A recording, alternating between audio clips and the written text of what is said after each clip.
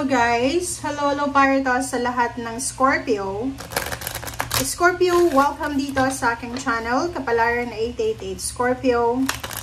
Alamin natin kung anong messages, vibration, gabay energy para sa lahat.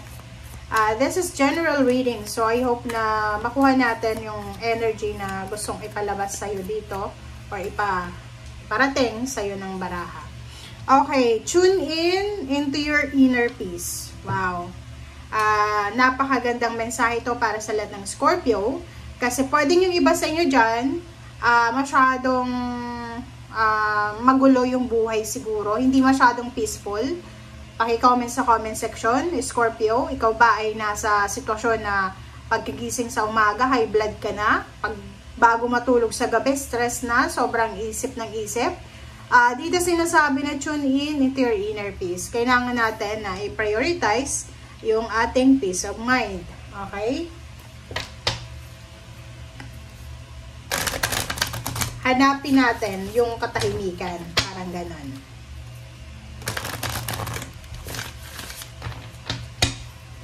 Okay, Scorpio.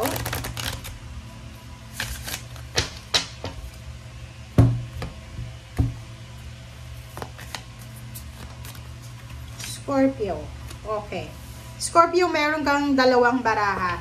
It's number 5, throat chakra and patience. Number 55 siya.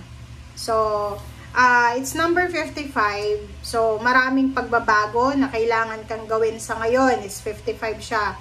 Patience and throat chakra. Ibig sabihin yan, Scorpio, kailangan nating i-prioritize yung peace and harmony. Okay? So, alam mo naman, sa peace and harmony, kung yun ang ipaprioritize natin sa last 2 weeks na to ng April, kailangan natin kontrolin, okay, kontrolin natin, Scorpio, ang ating mga pananalita, salita, words, yung mga intonation natin, yung palasigaw tayo, yung mabilis tayong mairita, magagalit, maghoromentado, parang ganun. So, dito sinasabi ng baraha, yung throat chakra mo, kailangan ng patience. Yung throat chakra mo, okay lang na sabihin natin kung ano yung nilalaman ng puso natin, kung ano yung gusto mong sabihin. But make sure na yung, minsan diba, kahit hindi ka naman galit, kung yung tono, yung tune ng voice mo ay galit, maraming matatakot sa'yo or marami din matitrigger or mapoprovoke, diba? So, sinasabi, mag-ingat tayo sa mga salitang bibitawan natin, mag-ingat tayo sa mga parang ikikwento natin sa mga tao sa paligid natin. Okay, thank you, Scorpio.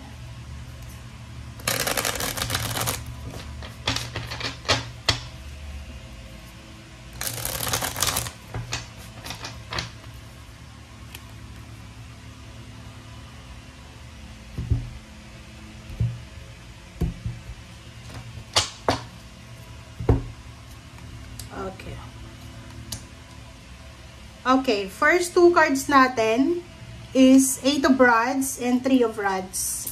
Okay, 8 of Rods and 3 of Rods. Sinasabi dyan sa'yo ng baraha, Scorpio, na good news. May good news na posibleng hinihintay ka for almost 3 months or 3 years. Is 3 of Rods siya. Diba? Tingnan mo siya. Comment down below kung meron kang hinihintay, maybe 3 months na. 3 decades na, 30 years old ka na ba ngayon? Or 30 plus? Pwedeng 3 months, 3 weeks, 3 days na naghihintay ka. Dito sinasabi na yung matagal mo daw na hinihintay ay parating na. Okay? Yung information, communication, or anything na yan ay parating na. So, yung information or yung balita na yan na darating sa'yo, Scorpio, ay magdadala yan sa'yo ng peace and harmony.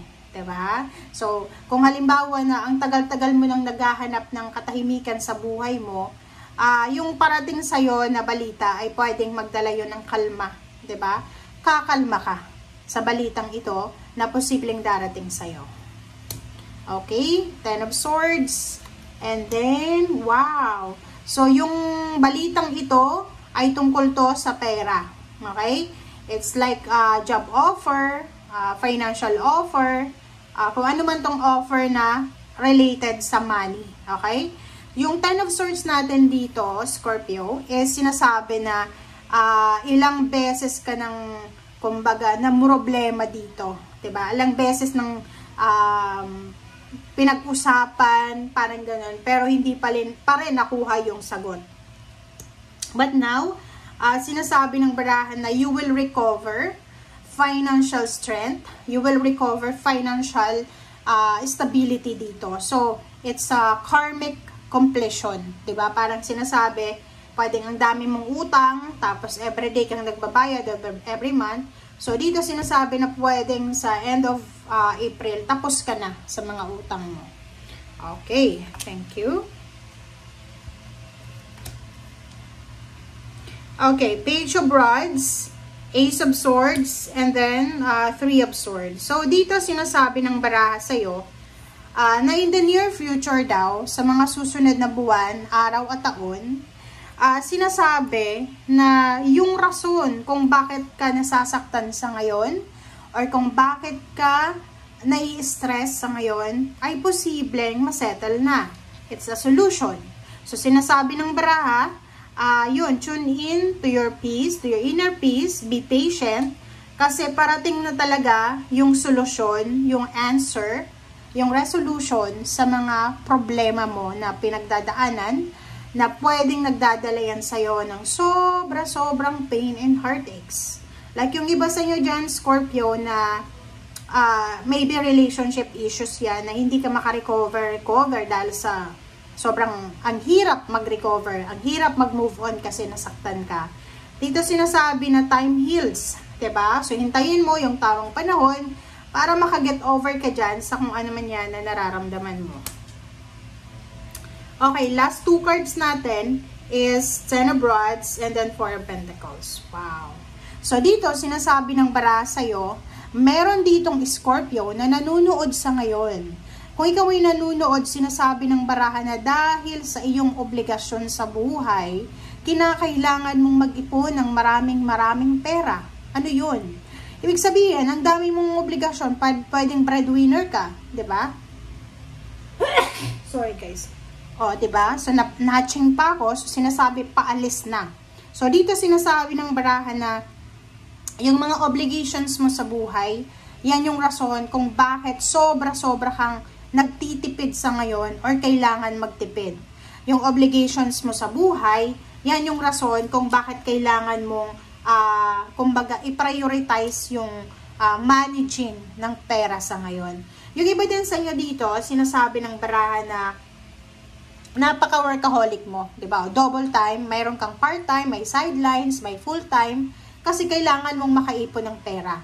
It's because ikaw yung breadwinner, or ikaw yung talagang tagasalo ng problema ng pamilya. Paki-comment sa comment section if you resonated. Thank you guys. Bye!